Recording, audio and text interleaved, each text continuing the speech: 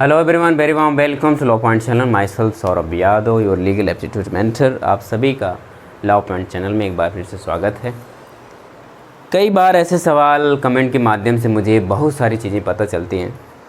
आपके जो विचार्स होते हैं या आपके अंदर जो फीलिंग्स होते हैं, कमेंट के माध्यम से मुझे ये सारी चीज़ें पता चलती हैं।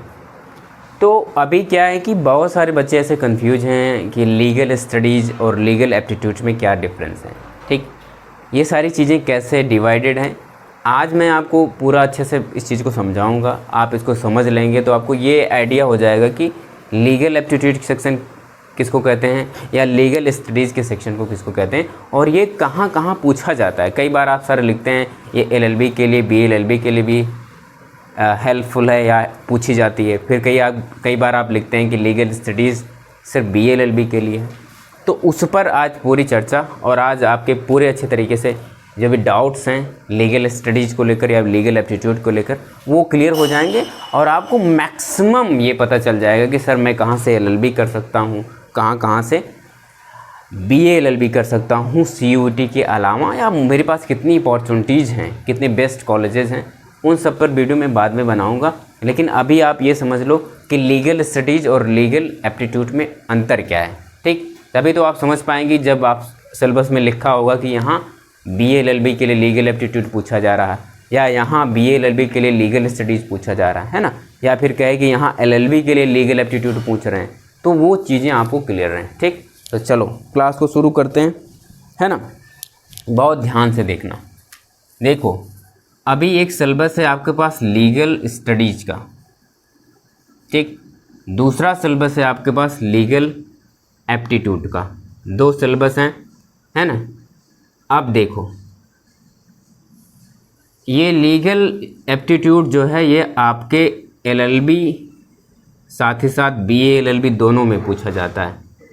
ठीक, अभी ध्यान देना, मैं सारी चीज़ें आपको अच्छे से बता रहा हूँ। और ये सिर्फ किसके लिए है? CUET UG BA LLB। ये देखो, आ गई बात समझ में। और एक सेक्शन है जो CUET PG, इसमें भी LLB होता है, लेकिन यहाँ कोई लीगल नहीं पूछा जा रहा इस बार नहीं पूछा है। ये 3 जरिए हैं जहाँ से आप लॉ करते हैं। ठीक, आ रही बात, मतलब ये 3 मेजर पोर्शंस हैं। अभी इसमें हम लोग समझेंगे कि ये देखो, लीगल एप्टीट्यूड के जरिए भी आप BLLB में एडमिशन ले सकते हैं या फिर LLB में एडमिशन ले सकते हैं, और लीगल स्टडीज़ पढ़ के आप सिर्फ CUET UG BLLB में आप एडमिशन लेते हैं। ठीक, अब ज़रा समझो। देखो, CUET UG का जो सिलेबस है, ठीक है, इसका जो सिलेबस है, आपको प्लेलिस्ट में जाएंगे बच्चा तो आपको CUET UG का सिलेबस मिल जाएगा। ठीक, इसमें इस बार ऐड हुआ क्योंकि CUET UG BLLB के जो यूनिवर्सिटीज़ हुई इस बार ऐड की गई। ठीक है, तो इसमें देखा गया कि भाई जो सिलेबस रखा गया ये लीगल स्टडीज़ का रखा गया। अब इसमें लगभग आपका 8 यूनिट है ना, 8 यूनिट है। इसमें जाके देखो, सारे सिलेबस तुमको पता चल जाएंगे। जुडिशरी है ना, जुडिशरी, मैगजिम, ADR, इंटरनेशनल लॉ, है ना, लीगल सर्विसेज। बाकी पूरा डिटेल में मैंने टेलीग्राम पे भी शेयर किया है, और साथ ही साथ मैंने इस पर एक सेपरेट वीडियो बनाई है कि लीगल स्टडीज़ की सिलेबस क्या है। ठीक है, या फिर कहें लीगल एड वाला, लीगल एड। ठीक, तो ये सारे सेक्शंस हैं। अभी इसमें जो आपका क्रिमिनल लॉ है, इसमें टार्ट, कॉन्ट्रैक्ट सब आ गया ना। तो ये सब बेसिक सारी चीज़ें पूरा एकदम लाइन बाय लाइन मैंने पूरा अच्छे से समझाया। तो ये सेक्शन क्या है भाई? ये लीगल स्टडीज़ का सेक्शन है। ये सेक्शन क्या है? लीगल स्टडीज़ का। इसमें 12th मार्केट में बहुत सारी बुकें हैं लीगल स्टडीज़ की। 12th के सिलेबस को पूछते हैं ये लोग। ठीक, अब इनका संबंध अब लीगल एप्टीट्यूड से कैसे है? ठीक, अच्छा होता क्या है, जैसे कि ये लीगल स्टडीज़ आप पढ़ते हैं जो हैं वो बेसिक्स बताई हुई हैं। ठीक है, बेसिक्स बताई हुई हैं तो ये काम उसमें भी आ जाता है। ठीक, हालांकि दोनों का सिलेबस अलग है। अब ज़रा देखो, ध्यान से देखना, अब देखो ये लीगल एप्टीट्यूड यहाँ भी पूछा जाता है, यहाँ भी पूछा जाता है। कहाँ पूछा जाता है? BLLB के कौन कोर्सेज हैं? देखो जैसे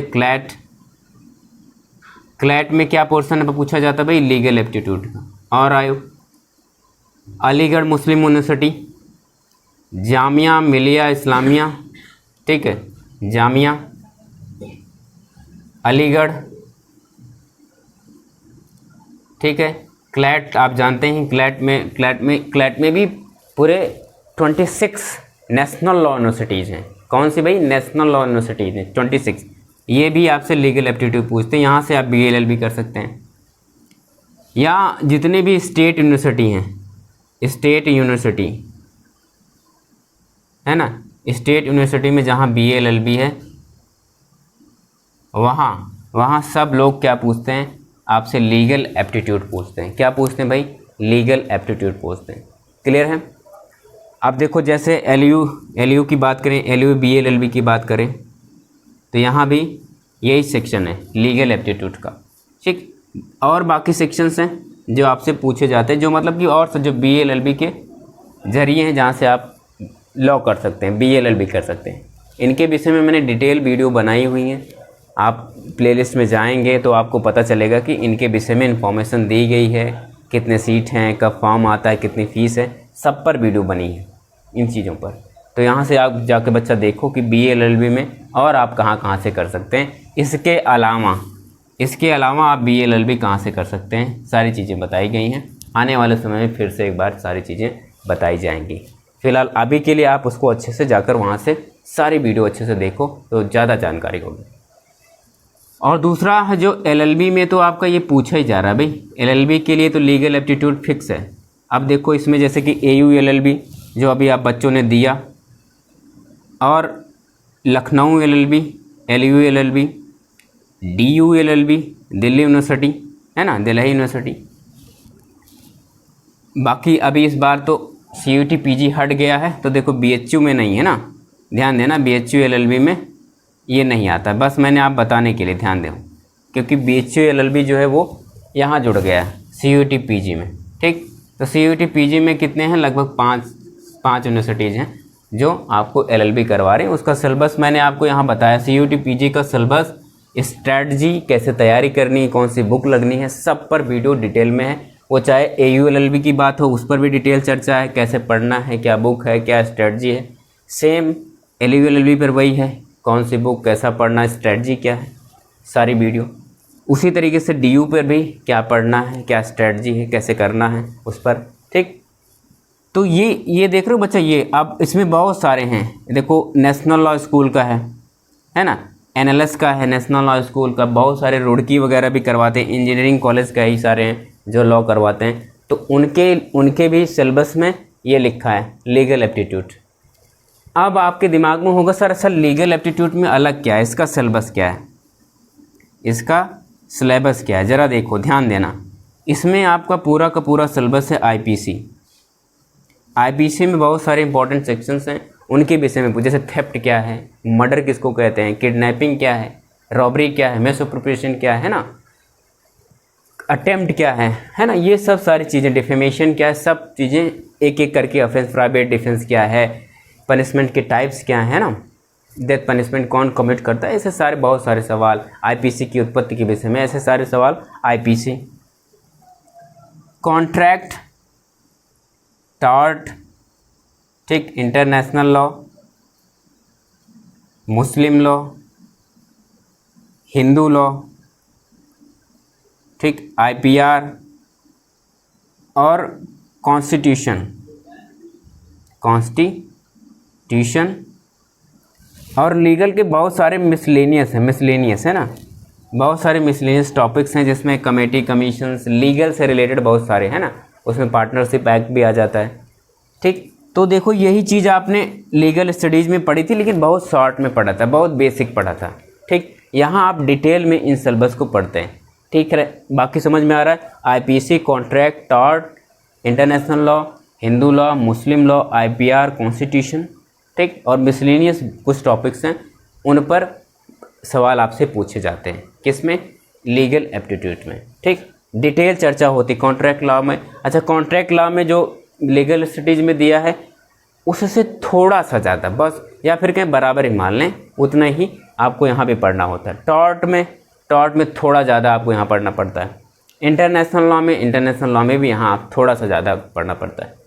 मुस्लिम लॉ, हिंदू लॉ में ये तो नए होंगे, ठीक। IPR है, कॉन्स्टिट्यूशन है और मिसलेनियस। तो ये टॉपिक्स होते हैं जो आपसे पूछे जाते हैं, और इसमें लीगल करंट भी होता है ना भाई, लीगल जो करंट लीगल होता है। तो ये सेक्शंस क्या हैं आपके, हालांकि मैंने इस पर अच्छे से वीडियो बनाई है, आप उसको भी जाकर देख लें। तो ये है इसका डिवीज़न।